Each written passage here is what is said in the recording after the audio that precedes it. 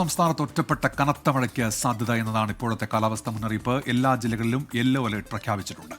ആലപ്പുഴ, കോട്ടയം, എറണാകുളം, തൃശൂർ, കോഴിക്കോട് ജില്ലകളിൽ അടുത്ത 3 മണിക്കൂർ ശക്തമായ മഴയ്ക്ക് സാധ്യതയുണ്ടെന്ന് കാലാവസ്ഥാ നിരീക്ഷണ കേന്ദ്രം അറിയിച്ചു. കേരള, ലക്ഷദ്വീപ് തീരങ്ങളിൽ മീൻപിടുത്തത്തിന് നിരോധനം ഏർപ്പെടുത്തിയിട്ടുണ്ട്. നാളെ മുതൽ മഴ കുറഞ്ഞു തുടങ്ങുമെന്ന് കേന്ദ്ര കാലാവസ്ഥാ വകുപ്പ് അറിയിച്ചു. വിഴിഞ്ഞത്തുനിന്ന് മത്സ്യബന്ധനത്തിന് പോയ 3 വള്ളങ്ങൾ തിരിച്ചെത്താത്തതിൽ ആശങ്ക. വ്യാഴാഴ്ച വൈകിട്ട് വിഴിഞ്ഞം ഹാർബറിൽ നിന്ന് പോയ മത്സ്യബന്ധന വള്ളങ്ങളാണ് ഇതുവരെയും തിരിച്ചെത്താത്തത്. വാർത്തയുടെ വിശദാംശങ്ങളുമായി ഇപ്പോൾ MG പ്രതീഷാണ് ചേരുന്നത് തിരുവനന്തപുരത്ത് നിന്ന്. പ്രതീഷ്, നിലവിൽ എന്തൊക്കെയാണ് സംസ്ഥാനത്തെ കാലാവസ്ഥാ മുന്നറിയിപ്പുകൾ? വിവരങ്ങൾ പ്രതീഷ്.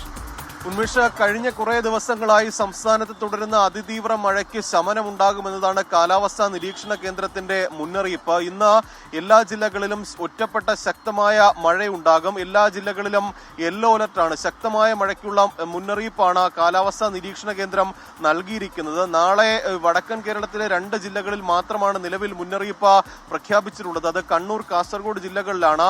അതുകൊണ്ട് തന്നെ നാളെയോടുകൂടി തന്നെ ഈ അതിതീവ്ര മഴയ്ക്ക് ശമനമുണ്ടാകുമെന്നതാണ് കാലാവസ്ഥാ കേന്ദ്രത്തിന്റെ മുന്നറിയിപ്പിൽ നിന്ന് തന്നെ വ്യക്തമാകുന്ന കാര്യം. പക്ഷേ യെല്ലോ അലർട്ടാണ് പല ജില്ലകളിലെങ്കിലും. ഓറഞ്ച് അലർട്ടിന് സമാനമായ മഴ പല ജില്ലകളിലും പെയ്യുന്നു എന്നതാണ് ഏറ്റവും പ്രധാനപ്പെട്ട കാര്യം. തിരുവനന്തപുരം ജില്ലയെ സംബന്ധിച്ച് മലയോര മേഖലകളിലടക്കം ഇന്നലെ രാത്രി മുതൽ തന്നെ അതിശക്തമായ മഴ പെയ്യുന്നുണ്ട്. ഇതിന്റെ അടിസ്ഥാനത്തിലാണ് ഈ ആലപ്പുഴ, എറണാകുളം, കോട്ടയം, ഇടുക്കി പോലുള്ള ചില ജില്ലകളിൽ 3 മണിക്കൂർ സമയത്തേക്ക് കാലാവസ്ഥാ വകുപ്പ് ഓറഞ്ച് അലർട്ട് പ്രഖ്യാപിച്ചത്. അത് 7 മണിവരെയാണ്.